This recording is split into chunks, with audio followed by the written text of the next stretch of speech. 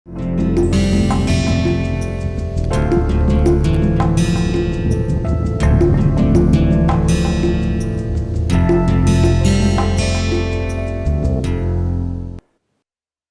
अभी हम टेक्नोलॉजी के बारे में डिस्कशन कर रहे हैं और हमारा जो टेक्नोलॉजी है वो उत्पादन का के लिए है और एक ये ब्लैक बॉक्स है जो कि आगतों को उत्पाद में बदलता है।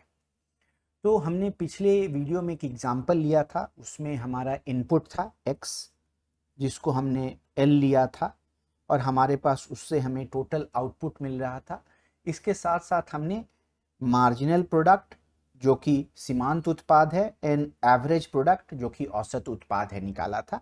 इस एग्जाम्पल में हमें मार्जिनल प्रोडक्ट और एवरेज प्रोडक्ट की अभी ज़रूरत नहीं है, तो मैंने सिर्फ यहाँ पे आपका इनपुट आगत और यहाँ पे आउटपुट लिख रखा है।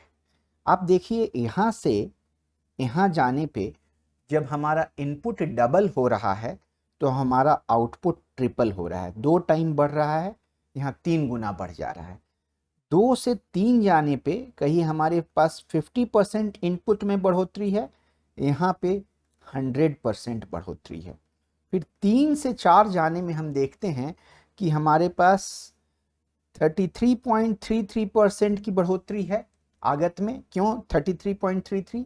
4 घटाओ 3 divided by 3, so 1 but divided by 3, सो ये हो गया 33.33% की बढ़ोतरी। 12 से 16 जाने में भी हम देखते हैं कि हमें फिर जो है 1/3 33% की बढ़ोतरी है, तो यहाँ पे हमें 33% की बढ़ोतरी मिल रही है। उसी तरह से यहाँ आते हैं तो 20% की बढ़ोतरी है और यहाँ अगर आप निकालेंगे तो 12.33% की बढ़ोतरी है, आप चेक कर लेंगे। तो ये क्या हो रहा है, हम बेसिकली बात कर रहे हैं आगतों के प्रतिफल के बारे में कि इनपुट बढ़ा रहे हैं तो उससे हमारा आउटपुट कैसे बढ़ रहा है, इस तरह की बात कर रहे हैं। तो यहाँ पे हम कह सकते हैं कि अगर हम डबल कर रहे हैं तो ट्रिपल हो रहा है आउटपुट, मतलब जितना इनपुट जिस प्रतिशत से बढ़ा रहे हैं उस प्रतिशत से ज़्यादा से आउटपुट बढ़ रहा है। तो ये जो है इसको हम लोग इंक्रीजिंग रिटर्न कहते हैं, इंक्रीजिंग रिटर्न, है ना, इंक्रीजिंग रिटर्न ऑफ, यहाँ पे कह सकते हैं इंक्रीजिंग रिटर्न फ्रॉम इनपुट, है ना। इसको हम increasing return to a factor भी कह सकते हैं, फ्रॉम इनपुट और टू अ फैक्टर। इसको हिंदी में हम लिखें तो साधनों का, इसको लिख सकते हैं साधन का बढ़ता हुआ प्रतिफल, है ना। बट ये देखिए हर जगह कायम नहीं रहता है। इस यहाँ पे हमने देखा इस लेवल पे कि जब इनपुट 3 से 4 हुआ 33.33% की बढ़ोतरी हुई इनपुट में, आउटपुट में भी उतनी ही बढ़ोतरी हुई। तो इसको हम कह सकते हैं साधन का समान प्रतिफल, और इसको ये भी कह सकते हैं कि constant return to a factor.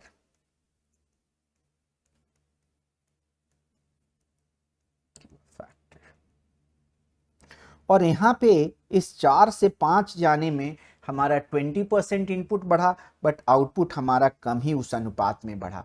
तो इसको हम कह सकते हैं साधन का घटता हुआ प्रतिफल,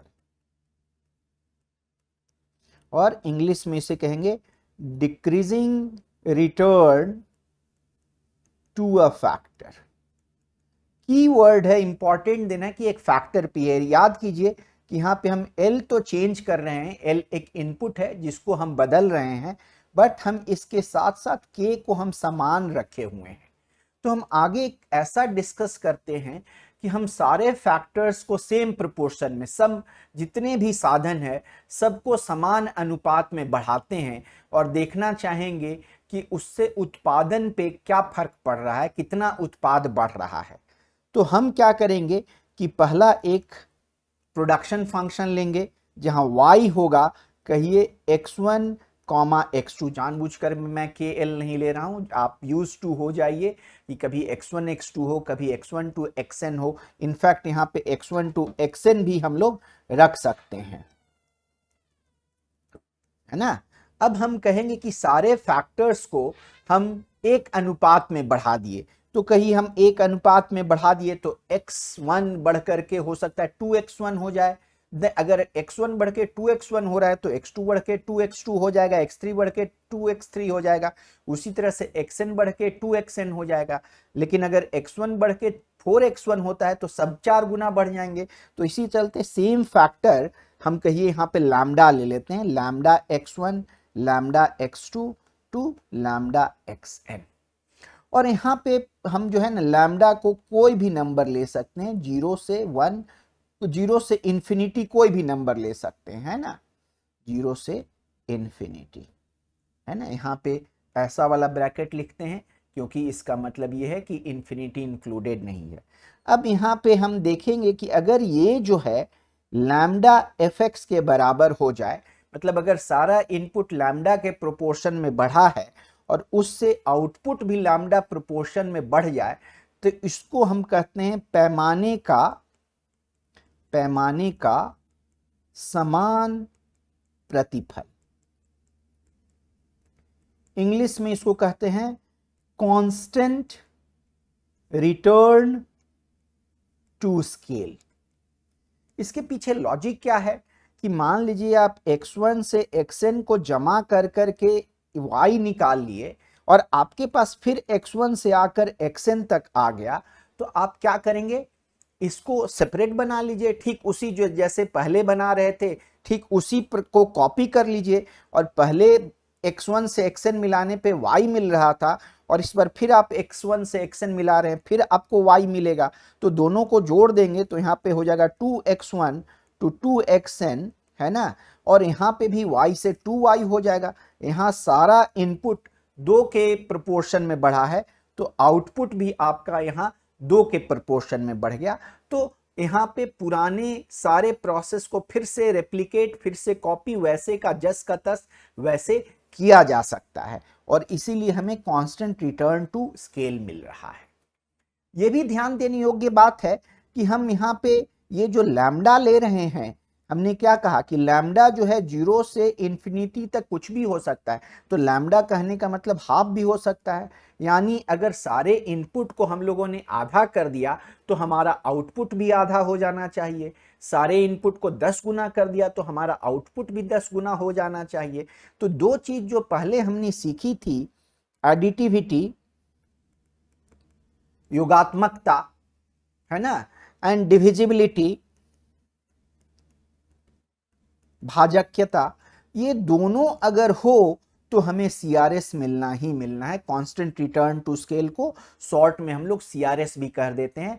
पैमाने का समान प्रतिफल हमें मिलना ही मिलना है। कैसे कि पहले हम y1 से x1 से हमें xn हो गया। अब मान लीजिए हमें लैम्डा जो है 5.5 बार लेना है, तो इसको हम 5 बार प्रोसेस को कॉपी कर दिए, 5 बार करने से ये 5y हो गया और एक बार आधा ले लिए तो आधा लेने से इधर भी सब आधा आधा हो गया और इधर भी हमें y आधा मिल गया, तो उससे हमें 0.5y मिल गया। और सबको फिर जोड़ा जा सकता है क्योंकि एडिटिविटी अलाउ है, तो उससे हमें कांस्टेंट रिटर्न टू स्केल मिल गया। जो अगला पैमाने का प्रतिफल देखेंगे उसे हम increasing return to scale English में कहेंगे और हिंदी में बढ़ते पैमाने का प्रतिफल कहेंगे, इंक्रीजिंग रिटर्न टू स्केल। अच्छा, इसमें ध्यान देंगे कि जो हमारा अनुपात है, पहले हमने बात की थी कि किसी अनुपात में बढ़ा सकते हैं, है ना, कुछ भी संभव है। यहाँ पे इसको हम 1 से बड़ा रखने का प्रयास करेंगे क्योंकि यहाँ पे हमारा तात्पर्य है कि हम सारे इनपुट को बढ़ा रहे हैं, घटा नहीं रहे हैं, है ना। अदरवाइज हम इससे अगला जो पैमाने का प्रतिफल देखेंगे, घटते पैमाने का प्रतिफल देखेंगे, उसमें कंफ्यूजन हो जाएगा। इसीलिए यहाँ हम लैम्डा जो है सो ग्रेटर देन 1 रखेंगे। थ्योरेटिकली यहाँ पे हम क्या कहते हैं, सिद्धांतवश क्या कहते हैं कि पहले अगर y is equal to fx1 to xn है, कहने का मतलब x1 से xn तक को मिला करके हमें y मिल रहा है। और अगर हम सारे इनपुट को लैम्डा फैक्टर से बढ़ा दें, लैम्डा अनुपात से बढ़ा दें, तो जो हमें आउटपुट मिलेगा, यहां से जो आउटपुट मिलेगा वो लैम्डा टाइम पहले वाले से ज्यादा, उससे भी ज्यादा होगा, लैम्डा वाई से ज्यादा। कहने का मतलब कि सारे इनपुट्स को हमने 2 गुना बढ़ा दिया तो हमारा आउटपुट 2 गुना से ज्यादा, 3 गुना, 4 गुना, 5 गुना बढ़ गया। तो ऐसा क्यों होता है? पहले भी हमने देखा है कि एक इनपुट वाले केस में कि हम इनपुट दुगुना कर रहे हैं और आउटपुट दुगुना से ज़्यादा बढ़ रहा है, उसके वहाँ पे प्रोडक्टिविटी हाई है। तो कभी कभी ऐसे प्रोडक्शन प्रोसेस का हमें एक्सेस मिल जाता है कि हमारा रिटर्न ज़्यादा अच्छा हो जाता है, तो हमें ये इंक्रीजिंग रिटर्न टू स्केल मिलता है। उसी तरह से हमारा एक है डिक्रीजिंग रिटर्न टू स्केल। यहां पे भी हम लैम्डा को 1 से बड़ा ही रखते हैं, है ना। यहां पे हम फिर वही प्रोडक्शन फंक्शन लेते हैं और कहते हैं कि अगर सारे इनपुट्स को हम लैम्डा गुना बढ़ा देते हैं तो हमारा जो आउटपुट आता है, हमारा जो यहाँ पे आउटपुट आता है वो लैम्डा y से कम होता है। तो ये लैम्डा से कम गुना बढ़ता है, कहने का मतलब कि सारा इनपुट अगर हम 4 गुना बढ़ा रहे हैं तो हमारा आउटपुट 3 गुना ही बढ़ेगा या 2 गुना ही बढ़ेगा, 4 गुना या 4 गुना से ज़्यादा नहीं बढ़ेगा। ये हमें डिक्रीजिंग रिटर्न टू स्केल है। ये ऐसा इसलिए होता है कि हम कहने को तो कह देते हैं थ्योरेटिकली कि सारे फैक्टर ऑफ प्रोडक्शन को बढ़ा रहे हैं, लेकिन जब हम लिख रहे होते हैं, जैसे अभी यहाँ पे बात हो रही, मैं आपको पढ़ा रहा हूँ, कलम की ज़रूरत है, कंप्यूटर की ज़रूरत है, स्पेस की ज़रूरत है ना। अगर क्लास में मैं पढ़ा रहा होता तो क्लास में 40, 41, 50 स्टूडेंट होते हैं, मैं नंबर तब तक बढ़ाता जा सकता था जब तक उस रूम में स्पेस रहे। उसके बाद स्पेस अगर पूरा भर जाए तो और वहाँ नहीं बढ़ाया जा सकता है। लेकिन जब वहाँ पे प्रोडक्शन की बात कर रहे होते हैं तो क्लासरूम की बात नहीं करते, तो चूंकि वो हिडन है तो वहाँ पे वो संभवतः x1 टू xn में नहीं लिखा गया है, तो इसीलिए जब सबको बढ़ाने की बात हो रही है तो वो आइटम मिस कर जा रहा है। तो उसकी वजह से हमें डिक्रीजिंग रिटर्न टू स्केल, घटते हुए पैमाने का प्रतिफल मिल सकता है। सो हम देखेंगे कि ये तीनों स्केल क्वाइट इंपॉर्टेंट है। एक चीज़ ध्यान देने योग्य है इसमें कि हम सारे फैक्टर्स को, चाहे हम कांस्टेंट रिटर्न टू स्केल पढ़ रहे हैं, चाहे हम इंक्रीजिंग रिटर्न टू स्केल पढ़ रहे हैं और हम डिक्रीजिंग रिटर्न टू स्केल पढ़ रहे हैं, सारे फैक्टर्स को सेम प्रोपोर्शन में हम बढ़ा रहे हैं, है ना, सेम अनुपात में बढ़ा रहे हैं। ऐसा नहीं है कि कोई और ये जो है फॉर्मूला जो हम निकाल रहे हैं तीनों के लिए, अगर हम फिर से लिख दें तो कांस्टेंट रिटर्न टू स्केल में ये जो है लैम्डा वाई के बराबर होता है। पहले हम लिख दें कि वाई जो है x1 टू xn के बराबर है। ये हो गया आपके CRS में। IRS जो कि इंक्रीजिंग रिटर्न टू स्केल है, ये जो है आपका, ये आपको लैम्डा वाई से ज़्यादा मिल जाएगा। और डिक्रीजिंग रिटर्न टू स्केल, जिसको शॉर्ट में हम लोग DRS लिख देंगे, यहाँ पे हमारा उत्पाद जो है छोटे प्रोपोर्शन में बढ़ेगा, ये लैम्डा वाई।